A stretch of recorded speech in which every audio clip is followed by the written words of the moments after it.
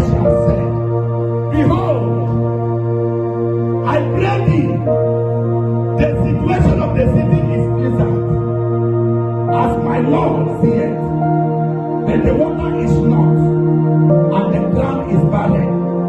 2 Kings chapter 2, verse 19. That word, but, is used to indicate the problem in Jericho. I don't know the but in your own life. I don't know the but in your own family. I don't know the but in your own marriage. I don't know the but in your own finances. They were good people. The city was pleasant, but the land, their source of income and livelihood is barren.